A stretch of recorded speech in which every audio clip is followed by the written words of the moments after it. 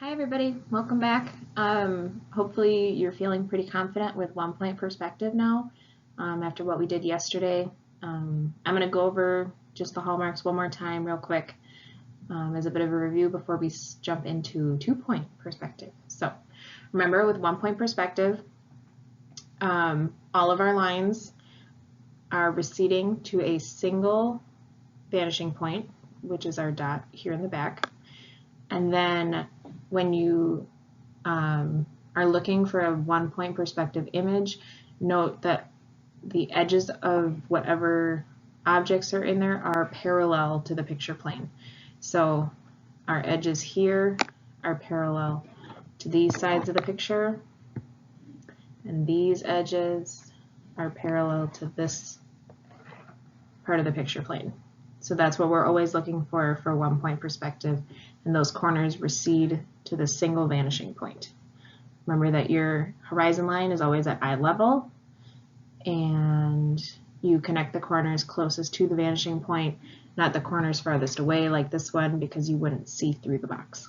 All right, so let's jump ahead to 2-point. This is exciting. All right, so for 2-point perspective, the reason it's called 2-point is because now there are 2 vanishing points. So last time we had 1, now we have 2. So in our vanishing points, same as before, all lines are going to recede to one or the other. Everything connects. But this time, instead of having all 4 sides of our object be parallel to the picture plane, now it's only the height of the object. So the corner pieces here are what's parallel to the picture plane. Our horizontal sides here are no longer parallel to this. You can see it's at an angle, and if we were to continue this line, eventually it's going to run into that, so it's not a parallel line. So we're looking at our corner lines here. So think about if you were walking kitty corner across the street and you're going straight into the corner of a building, that would be 2-point perspective. And then another thing to keep in mind with 2-point perspective, the farther apart that our vanishing points are, the more we're going to see of the side of the building. But if we squish them together, everything's going to become really, really narrow, and you're not going to see as much of the sides of our buildings. Okay? All right, so we have 1-point perspective and 2-point perspective. That's what we're talking about in this unit. So we talked about 1-point perspective yesterday, where we can see in the delivery of the keys to St. Peter over here on the left. We have our single vanishing point behind the center building here. It'd be about here, and all of these lines here recede to that single vanishing point. Okay, even the tops of these buildings, everything recedes to that 1 point. Whereas over here on Paris Street Rainy Day, it's now 2-point perspective, where we have a vanishing point off the picture plane over here and somewhere over here. You can see that everything recedes to those 2 vanishing points, right? Even the sidewalks and everything. All right, so hopefully that gives you a better picture. So let's do a couple examples here. So looking at Vincent van Gogh's bedroom in Arles, would you think it'd be 1- or 2-point perspective? I'll wait awkwardly like Dora the Explorer.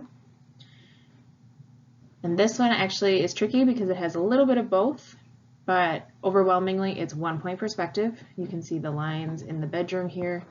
Everything recedes to a single vanishing point that's going to be off in the distance over there. Where you could possibly see 2-point perspective would be in the window here, where they would recede over here. But overwhelmingly, it's 1-point perspective. All right, turn spring, 1 or 2. You should notice the line here, and that's what's parallel to our picture plane. So we have 2-point perspective. And you can notice we have another vanishing point that is off the page. MC Escher, all right. 1 or 2? This is sort of a tricky one. This would be 2-point perspective, because again, we're looking at all of these corner lines here, and they would recede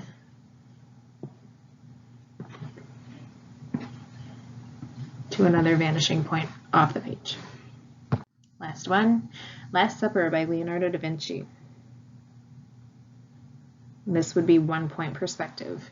This one is extremely famous for it because Da Vinci used the vanishing point as a center of interest to create emphasis on Christ in the center. So the vanishing point is directly behind his head, and everything recedes right behind that,